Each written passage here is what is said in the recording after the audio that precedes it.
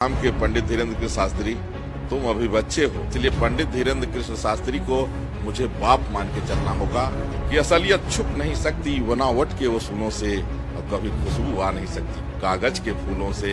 तो जो सच्चाई है वो सच्चाई रहेगी, जो बाप हो बाप रहेगा, बेटा बेटा रहेगा। कोई चमत्कारी भी नहीं है, हम चमत्कारी नहीं मानते हैं और उनकी बातें जो भी है वो भी बचकाना पूर्ण है। देखिए यहाँ तो जानते हैं टीवी का प्रचार होता है। साईं बाबा को पहले कोई नहीं जानता, जब तक साईं बाबा जिया कोई नहीं जाना। साईं बाबा के मरने के बाद जब टीवी में लगातार उनका जो है तो जब एडवर्टाइज आने लगा, अब जब आने लगा तो फिर यहाँ तक कि महिलाएं व्रत रखना शुरू कर दी। तो यहाँ आजकल लोग चूंकि रामायण गीता भागवत तो पढ़ते नहीं है, तो मूल से भटक चुके हैं। जो भी जाता है उसको लगता है शायद कोई ऐसा पर्चा बन जाए कि हमारा दुख दूर हो जाए।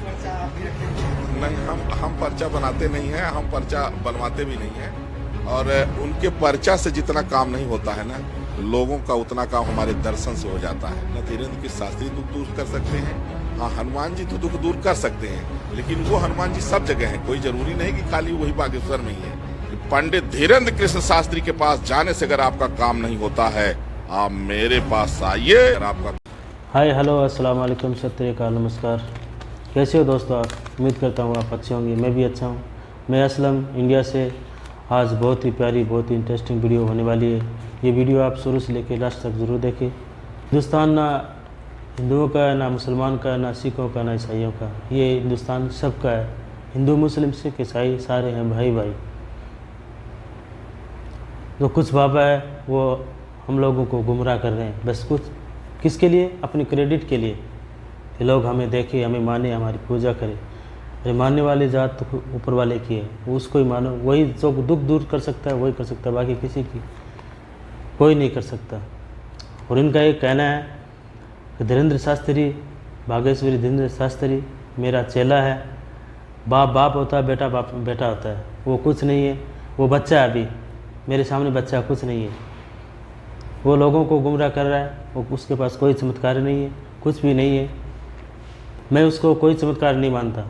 ये कहना है जगत गुरु परमहंस का। ये वीडियो आप ज़रूर शुरू से लेकर लास्ट तक ज़रूर देखें। और वीडियो अगर आपको अच्छा लगे तो लाइक शेयर कमेंट ज़रूर करें। अगर चैनल पे पहली बार है तो चैनल को सब्सक्राइब करें। चीनी हो गया ये तो मान रहे हैं, क्योंकि उनके भक्तों की संख्या भी बहुत बढ़ गई है, लाखों में भक्त। कितनी सच्चाई लगती है आपको इस वीडियो में? उनके पास जितने भक्त कमेंट करके ज़रूर बताइए। कोई भी उनका भक्त नहीं है और न हनुमान जी का भक्त है। लोग कहते हैं हनुमान जी के भक्त, वो हनुमान जी के भक्त भी नहीं है और न उनके भक्त भी नहीं है। वो उन्होंने जो पर्चा बनाना शुरू किया तो उनको जो भी जाता है उसको लगता है शायद कोई ऐसा पर्चा बन जाए कि हमारा दुख दूर हो जाए। पर्चा आप भी रखे हुए हैं? नहीं, हम पर्चा बनाते नहीं हैं, हम पर्चा बनवाते भी नहीं हैं। और उनके पर्चा से जितना काम नहीं होता है ना, लोगों का उतना काम हमारे दर्शन से हो जाता है। जो मेरे पास आता है उससे ज़्यादा शांति मिलती है। बहुत सही बात है। लोगों में एक धारणा बैठ गई है कि हम इनके पास जाएंगे तो हो सकता है हमारा दुख दूर हो जाए, लेकिन ऐसी कोई बात नहीं है। दुख दूर बस शास्त्री दुख दूर ऊपर वाला कर सकता है, बाकी किसी हनुमान कोई जी नहीं तो कर दुख दूर सकता। कर सकते हैं, लेकिन वो हनुमान जी सब जगह है। कोई जरूरी नहीं कि खाली वही बागेश्वर में ही है। कहीं भी जाइए देखिए हनुमान जी आपके घर में भी हैं, आपके यहाँ जो मंदिर है वहाँ भी हैं। अगर केवल वही हनुमान जी रह गए तो बाकी हनुमान जी के मंदिर जो बने हैं उनको पूजा कौन करेगा? इसलिए ये गलत प्रचार है। उनको भी शक है, लेकिन उनके प्रचार पे और उनके काम नहीं, वो हमारी शुभकामना है कि खूब आगे बढ़े। लेकिन देखिए कुछ चीज़ गलत बोलते हैं, वो कुछ चीज़ गलत बोलते हैं, उसको उनको सुधार करना होगा। भगत मूर्ख तो नहीं बन रहे मेरे कहने का मतलब, क्योंकि लाखों लाख में लोग जाते हैं हिंदू धर्म के। देखिए लोगों की एक ये जो एक धारणा बन गई है कि शायद वहाँ जाने से हमारा दुख दूर। देखिए यहाँ तो जानते हैं टीवी का प्रचार होता है। साईं बाबा को पहले कोई नहीं जानता, जब तक साईं बाबा जिया कोई नहीं जाना। साईं बाबा के मरने के बाद जब टीवी में एडवर्टाइज आने लगा, अब जब आने लगा तो फिर महिलाएं व्रत रखना शुरू कर दी। तो यहाँ आजकल लोग चूंकि रामायण गीता भागवत तो पढ़ते नहीं हैं, तो मूल से भटक चुके हैं।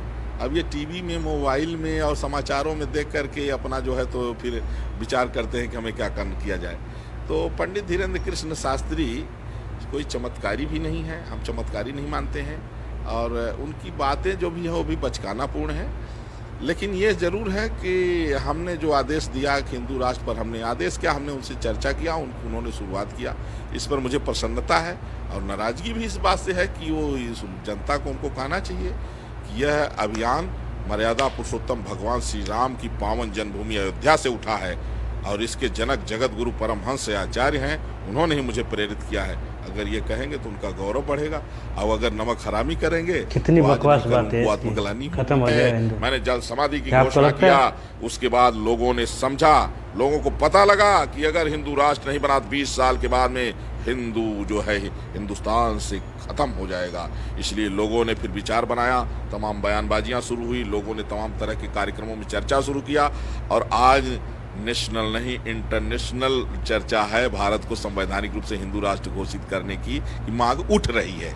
अब पूरा क्रेडिट कोई दे ना दे, लेकिन जगत गुरु परमहंस महाराज को हम देते हैं, क्योंकि हमने आपको शुरू से कवर किया है, आपके इंटरव्यूज़ भी हम किए, तो आपने ही चर्चा अयोध्या से शुरुआत की और आज जो है देश भर में हिंदू राष्ट्र की चर्चा हो रही है। राम मंदिर के आंदोलन में आप अनशन पे बैठे हैं, योगी आदित्यनाथ आपको अनशन तुड़वाने आए, तो चर्चा कभी इतिहास मिटता नहीं। बिल्कुल आप सही कह रहे हैं कि जो सच्चाई है, कहते हैं ना कि असलियत छुप नहीं सकती बनावट के उसूलों से, और कभी खुशबू आ नहीं सकती कागज के फूलों से। तो जो सच्चाई है वो सच्चाई रहेगी, जो बाप है वो बाप रहेगा, बेटा बेटा रहेगा। आज पंडित धीरेन्द्र के शास्त्री जो भी बोल रहे हैं, उनका जनक और उनको शिक्षा देने वाला मैं हूँ। आज नहीं तो कल उन्हें स्वीकार करना होगा, और इस अभियान को लक्ष्य तक पहुँचाने के लिए मेरे अलावा कोई नहीं। एक पर्चा बना दे शास्त्री जी का भी, पर्चा कलम दोनों है। देखिए, मैं आपके चैनल के माध्यम से पूरे भारत की जनता से कह रहा हूं कि पंडित धीरेन्द्र कृष्ण शास्त्री के पास जाने से अगर आपका काम नहीं होता है, आप मेरे पास आइए, और कुछ नहीं, मन में 5 बार जय श्री राम बोल के जाइए। अगर आपका काम ना हो, मैं गारंटी दे रहा हूँ। सबसे ज़्यादा वीडियोस आपकी अगर वायरल होती है, कोई देखता है, तो वो मुसलमान देखता है, क्या कहेंगे? इसलिए देखता है क्योंकि उसको सबसे ज़्यादा दुनिया में, देखिए, ईसाई और मुसलमान सबसे ज़्यादा अगर देखते हैं तो मुझे देखते हैं। मुझे 157 ईसाई देशों में देखा जाता है और 56-57 इस्लामिक कंट्रियों में देखा जाता है। क्यों? क्योंकि जिन लोगों की ये उम्मीदें मुझे तो नहीं लगता तेरी बात इस्लामिक में राष्ट्र बनेगा या ईसाई राष्ट्र बनेगा, वो नजर रहती है। हाँ, अब वो देख लिए हैं पब्लिक कि को मूर्ख बाबा बना जो रहा है है, इतना कुछ नहीं। मोटा धर्म दंड लेकर के बैठा हुआ है, और इसकी बात में बड़ा दम भी लगता है, और हिंदुस्तान हिंदू लोग मुस्लिम इसका सिख समर्थन ईसाई भी कर रहे हैं। सबका रहेगा। तो इसलिए लोगों को ये माने एक निराशा हो गई है, जान गए हैं कि आज नहीं तो कल जो है भारत हिंदू राष्ट्र बन जाएगा। क्योंकि संत ही, देखिए, संत जब किसी चीज़ का नेतृत्व करते हैं तो समाज चल पड़ता है। आप देखिएगा कि हमने जैसे जल समाधि घोषणा किया, उसके पहले किसी की भी आप हिंदू राष्ट्र पर चर्चा ना सुने होंगे, किसी संगठन की नहीं। आपने ही शुरुआत की शुरुआत, हाँ, माने हिंदू राष्ट्र, क्रेडिट आपको जाता है हिंदू राष्ट्र। माने हिंदू राष्ट्र पर चर्चा जो है, जैसे राम मंदिर आंदोलन का निर्णायक आंदोलन हमने किया, हमारे बात किसी ने नहीं किया, फिर निर्णय आ गया, और अंडा मांस मदिरा तीर्थों से हटाने की पहल हमने किया। लेकिन हिंदू राष्ट्र पर चर्चा किसी ने, आप हमारे जल समाधि के पहले देख लीजिए, न तो बागेश्वर धाम की चर्चा है, न किसी कथावाचक की, न शंकराचार्य, किसी की नहीं।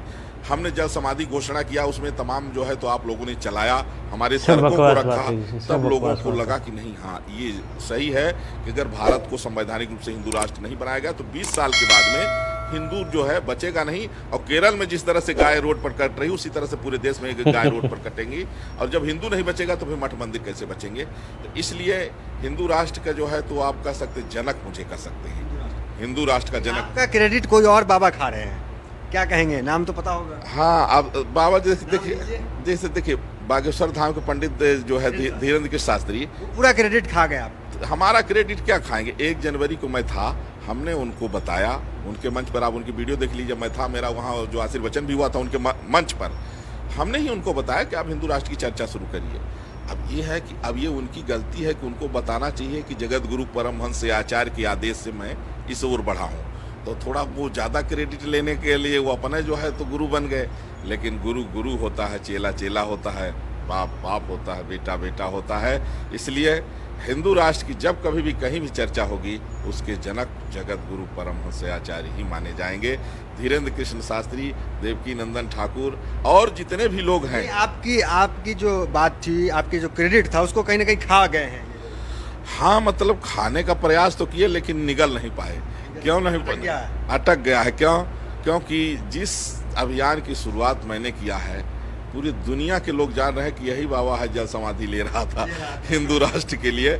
इसलिए जानते हैं कि धीरेन्द्र कृष्ण शास्त्री पहले नहीं बोले, देवकी नंदन पहले नहीं बोले, कोई जो है पहले साधु संत शंकराचार्य नहीं बोले, पहले ये आंदोलन जगत गुरु परमहंस आचार्य ने धरातल पर इसको उतारा है और देश दुनिया को बताया है तो और अपने तर्कों को रखा है, तमाम डिबेट जो है उसके किए हैं। तो धीरेन्द्र शास्त्री को क्या कहेंगे आप? अब पंडित धीरेन्द्र शास्त्री को मैं कहूँगा, अपने अंदाज में कुछ कहिए। मैं बोलूँगा कि बागेश्वर धाम के पंडित धीरेन्द्र कृष्ण शास्त्री, तुम अभी बच्चे हो और अगर मेरे आदेश पर तुम हिंदू राष्ट्र की चर्चा कर रहे हो तो बहुत अच्छी बात है, लेकिन स्वीकार करना पड़ेगा, ये कहना पड़ेगा कि हिंदू राष्ट्र का अगर कोई जो है तो जनक है तो जगत गुरु परमहंस आचार्य हैं। इसलिए पंडित धीरेन्द्र कृष्ण शास्त्री को मुझे बाप मान के चलना बस होगा क्रेडिट हिंदू चाहिए राष्ट्र के उनको और विषय कुछ में, नहीं चाहिए, क्योंकि क्रेडिट हिंदू चाहिए। राष्ट्र की परिकल्पना उनको मैंने बताया है और इस राह पर चलाने वाला मैं ही हूँ। अब वो अलग बात है कि वो क्रेडिट चाहे कि अकेले मिल जाए तो थोड़ा सा होता है। देखिए कभी कभी जैसे चर्चा हुई तो उनको लगा कि अकेले क्रेडिट ले लें, लेकिन वो भी जानते हैं जब मैं जाता हूँ तो उनका शर्म से लज्जा से सिर झुक जाता है और वो इस पर मजबूर हो जाते हैं मेरा सम्मान करने के लिए। लेकिन पब्लिक में भी उनको बताना पड़ेगा और कल तो बताना पड़ेगा, पब्लिक में बताना पड़ेगा। अगर नहीं बताएं तो अब अगर नहीं बताएंगे तो अगर मगर लेकिन परंतु में तो देश उलझा हुआ है वो कोई बात नहीं, लेकिन साधु संत में ही मामला होना चाहिए। देखिए उनको अगर वो नमक हराम नहीं है तो बताना पड़ेगा। अब नमक हराम निकल जाएंगे तो कभी कभी बेटा नालायक निकल जाता है तो क्या करेंगे।